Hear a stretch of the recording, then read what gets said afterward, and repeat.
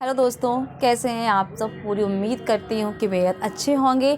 और एग्ज़ाम की डेट सभी को पता चल ही गई है कि अब एग्ज़ाम अप्रैल में ना होकर मई और जून में होगा। टीजीटी एंड पीजीटी, वो भी यूपी का।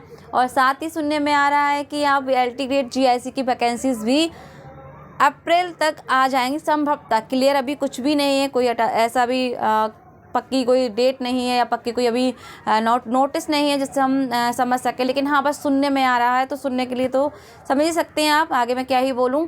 तो यहाँ पर अब हम ये देखना है कि एग्ज़ाम आने वाले भी हैं और नई भर्तियाँ भी आने वाली हैं। अब हमें अपनी तैयारी को धार कैसे देनी है, कैसे वो अंदर आग जगानी है कि कोई भी एग्ज़ाम क्लियर होगा, हमें ये महसूस होने लगे। यानी कि वो तभी महसूस हो सकता है जब आपके अंदर आपका आत्मविश्वास हाई लेवल का होगा।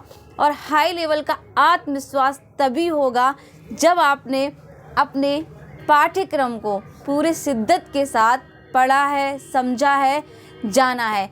जब तक अपने पाठ्यक्रम को ही हम अच्छे से नहीं समझ सकते हैं, तब तक हमारे अंदर बहुत सारे भ्रम रहते हैं और कन्फ्यूज़न इतनी ज़्यादा क्रिएट रहती है, समझ में नहीं आता क्या पढ़ा जाए और क्या छोड़ा जाए। तो यहाँ पर कुछ एक चीज़ें हैं जो हमें बहुत अच्छे से क्लियर करनी, खासकर जो नए कैंडिडेट्स हैं। फर्स्ट टाइम में इतनी नॉलेज नहीं होती है, कहते ना कि हम अभ्यासरत हो जाते हैं तो चीज़ें और अच्छे से हमें आने लगती हैं और हम सीखते हुए चले जाते हैं। तो जो नए कैंडिडेट्स हैं, तो मैं उनके लिए यही कहूँगी कि आप सबसे पहले अपने पाठ्यक्रम को बहुत अच्छे से समझिए, एक बार नहीं 10 बार उसको समझिए। उसी के अकॉर्डिंग अपनी पढ़ाई को, अपनी तैयारी को धार दीजिए। अब जब ये महसूस होने लग जाएगा आपको कि हाँ, हमने अपना पाठ्यक्रम बहुत अच्छे से समझ लिया है, कौन सा टॉपिक, कैसे टॉपिक, मतलब कौन सा, कैसे, कब, कहाँ हमें पढ़ना है, इतनी सी चीज़ भी यदि आपको समझ में आ गई, तो यहाँ जब हम फर्स्ट टाइम पढ़ते हैं तो दिक्कत होती है, सेकेंड टाइम पढ़ते थोड़ी कम होती है, जब तीसरी बार पढ़ते तो और कम होती है, चौथी बार पढ़ते हैं तो ना के बराबर रह जाती है, और जब पाँचवीं बार पढ़ते तो लगभग समस्या हमारी ख़त्म हो जाती हैं। अब आप ये कहेंगे कि ऐसा तो नहीं होता है बिल्कुल भी। देखिए, ह्यूमन बॉडी है, इंसान है, हम चीज़ें 10 बार पढ़ते हैं, 10 बार भूलते हैं। लेकिन जब वो कोई चीज़ या कोई पिक्चर या कोई प्रश्न हमारे सामने आता है तो हमें ये महसूस होता है कहीं तो ये चीज़ मैंने देखी है, कहीं तो मैंने इसको पढ़ा है। तो वहाँ पर आप अपना दिमाग आईक्यू लेवल को और तेज़ करने लगते हैं और कहीं ना कहीं वो चीज़ सही भी हो जाती है।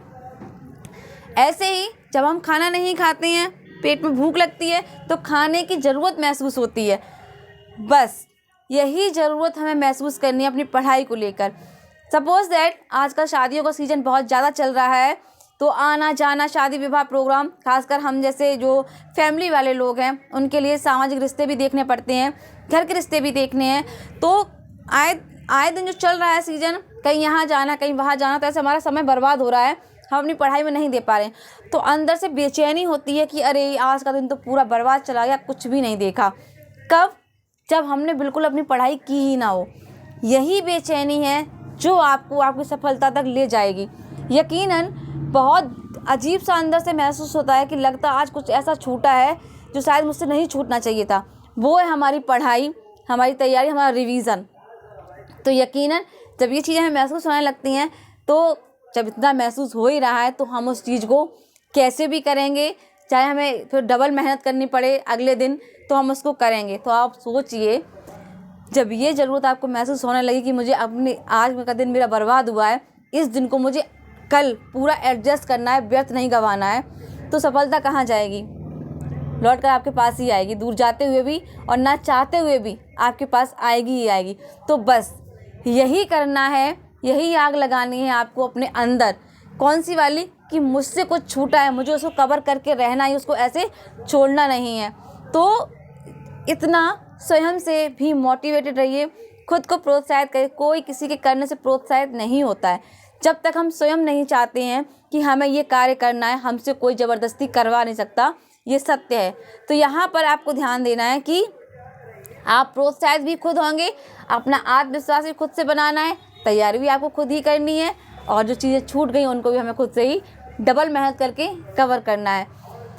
तो बस जो समय चल रहा है, गैपिंग हो रही है, उस गैपिंग को भरना है, पूरी शिद्दत के साथ तन से मन से अपनी तैयारी करनी है।